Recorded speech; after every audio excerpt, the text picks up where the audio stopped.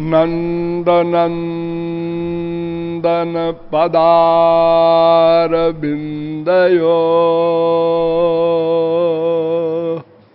स्यन्दमान मकरन्दबिन्दवः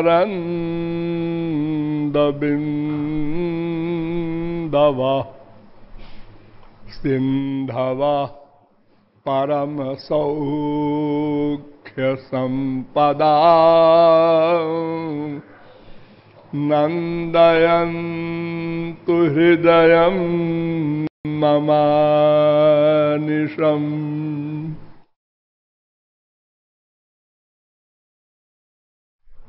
नमः पंकजनाभाय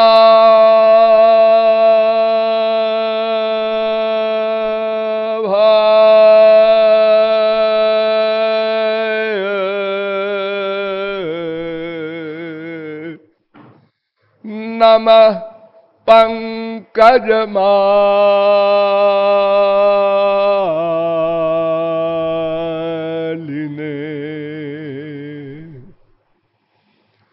नमः पंकजनेत्राय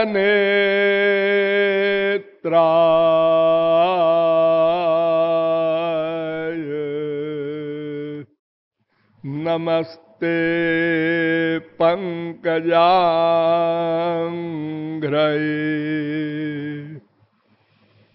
यो ब्रह्मणं विदधाति पूर्वं यो वै वेदांश्च प्रहिणोति तस्मै तग्वं ह देवमात्मबुद्धिप्रकाशं मुमुक्षुर्वै शरणमहं प्रपद्ये।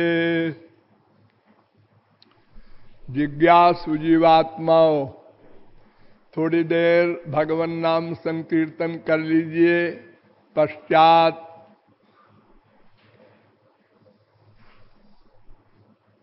विषय का उपसंहार होगा। भजो गिरिधर गोविंद गोपाला।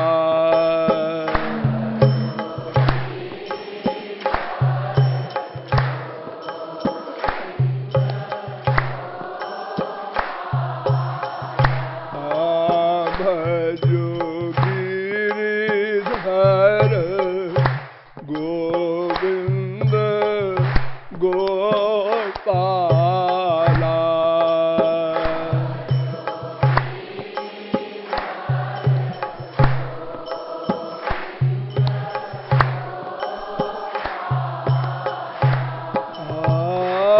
भजो गिरिधर गोविंद गोपाला।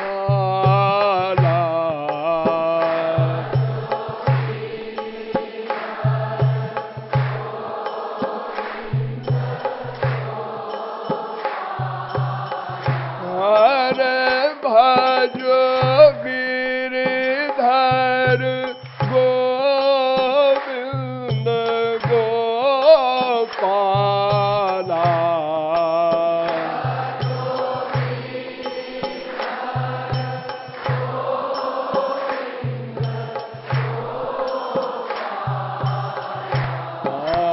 भजो गिरिधर गोविंद गोपाला।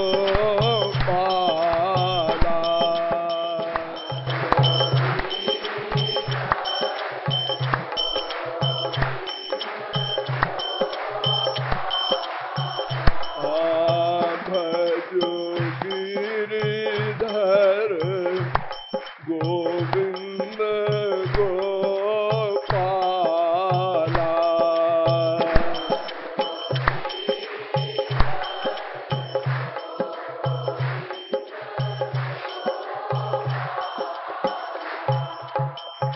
लाडली लाल की आचार्यं मां विजानीयान्नावमन्येत कर्हिचित् न मर्त्य बुद्ध्या सूयेत सर्वदेवमयो गुरु। भागवत के 11वें स्कंद के 17वें अध्याय का 27वां श्लोक है। इसकी व्याख्या में मैंने आपको बताया कि शास्त्रों में 3 प्रकार की बातें कही गई हैं। एक तो ये कि भगवान सबसे बड़ा है और सब उसके दास हैं, इसलिए छोटे हैं। और यह भी कहा गया है कि भगवान और महापुरुष अर्थात गुरु दोनों बराबर हैं। और यह भी कहा गया है कि गुरु भगवान से बड़ा है। ये पढ़ने सुनने सोचने में तो विरोधी लग रहे हैं तीनों प्रकार के वाक्य, किंतु ऐसा नहीं है। इन तीनों में पहले विषय पर विचार किया गया कि भगवान सबसे बड़े हैं। तो वेद से लेकर रामायण तक के प्रमाणों के द्वारा आपको बताया गया कि भगवान के बराबर ही कोई नहीं है, फिर भगवान से बड़ा कैसे होगा। और रीजन भी बताया गया, कारण भी बताया गया कि समस्त जीव चेतन भगवान के अंश हैं। उनमें कुछ तो स्वांश हैं, कुछ विभिन्न अंश हैं। और अंश अंशी के बराबर नहीं हो सकता, बड़ा होने का तो प्रश्न ही नहीं है।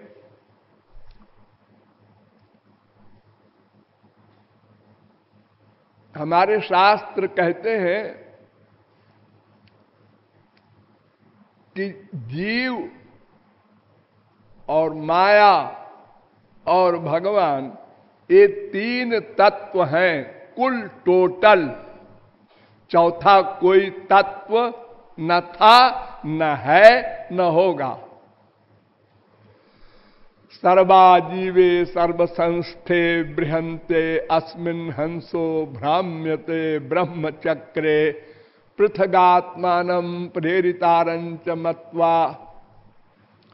श्वेताश्वतरोपनिषद पहले अध्याय का 6वां मंत्र। ये कह रहा है मंत्र की 3 तत्व हैं, एक जीव, एक माया और एक परमात्मा भगवान ईश्वर। अनेक नाम है उसके। ये जीव बंधन में है, 84 लाख में घूम रहा है, कैदी बनकर घुमाया जा रहा है भगवान के द्वारा। तो ये बराबरी क्या करेगा। फिर वेद कहता है संयुक्त में तत्क्षरमक्षरंच व्यक्ता व्यक्तम भरते विश्वमीशा अनीशात्मा बध्यते भोक्तृभावाद ज्ञात्वा देवं मुच्यते सर्वपाशैः। श्वेताश्वतरोपनिषद पहले अध्याय का 8वां मंत्र। ये मंत्र कह रहा है कि जीव और माया और भगवान ये 3 तत्व हैं। इनमें जीव तत्व चेतन है और उसका भरण पोषण भगवान करते हैं।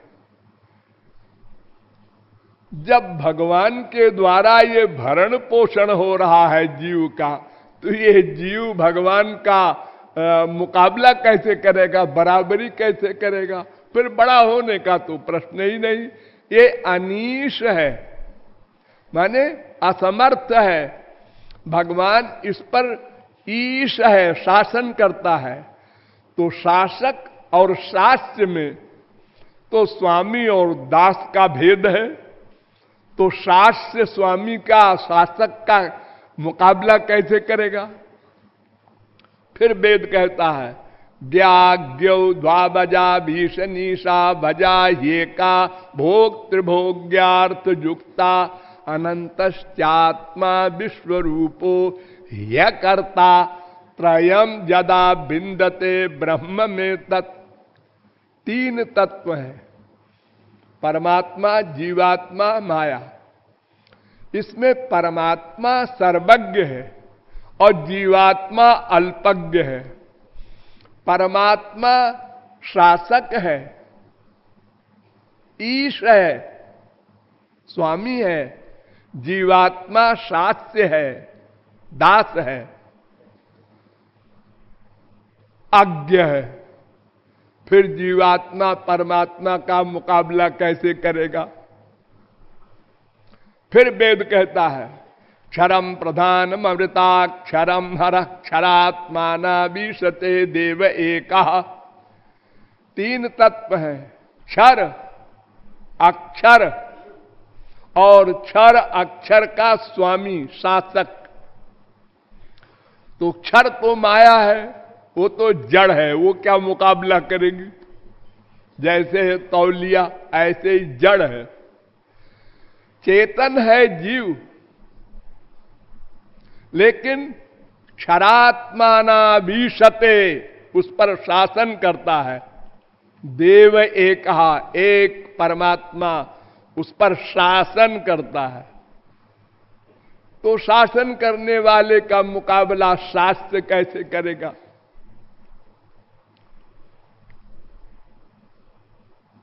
भृगुर वै वारुणी वरुणम पितरम उपससार अधीह भगवो ब्रह्म।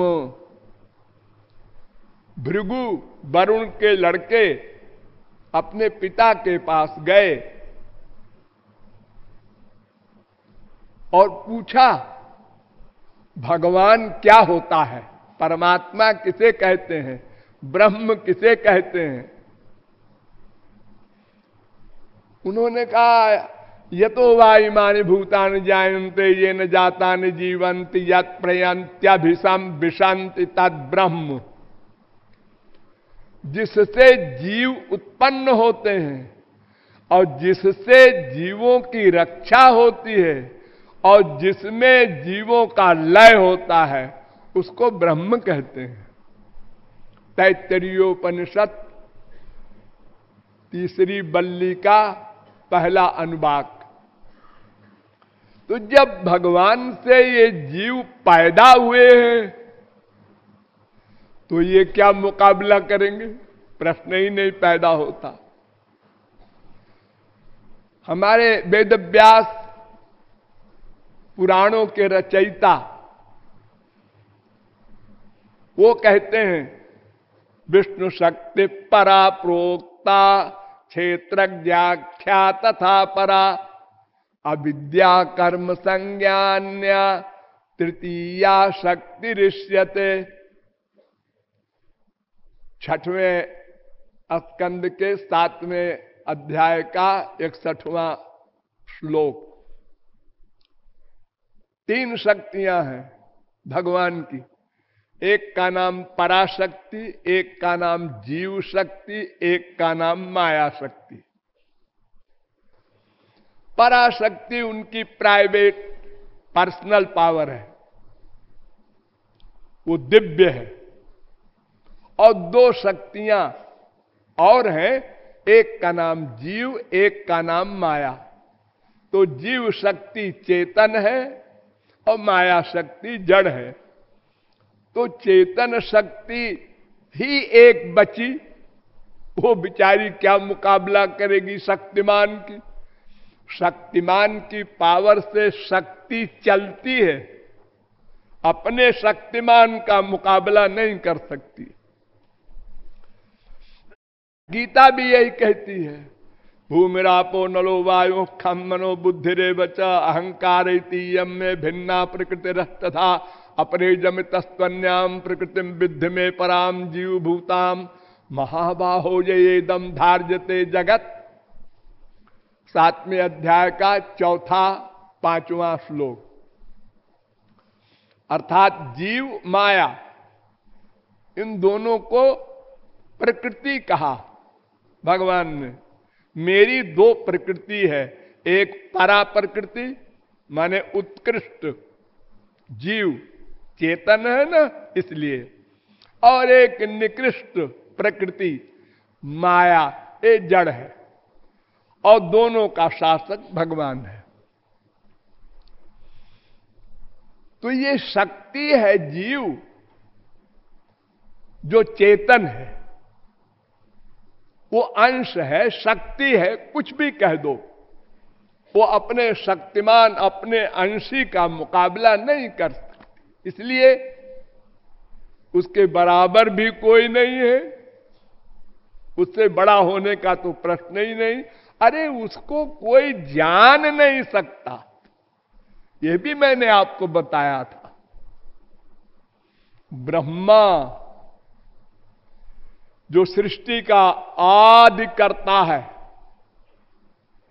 सबसे पहले ब्रह्मा प्रकट किया गया। प्रकट होते ही उसने देखा मैं कहां से आया, मेरा उद्गम स्थान क्या है।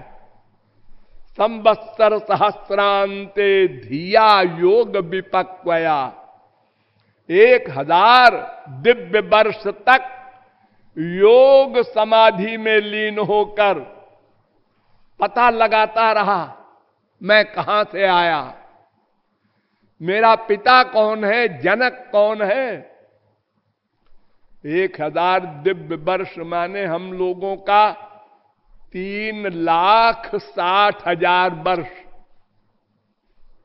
इतने दिन तक ब्रह्मा समाधि लगाए रहा और नहीं समझ सका। आस्थाय योगम निपुणम समाहितः तम नाध्य गच्छम यत आत्मसंभव। कृपा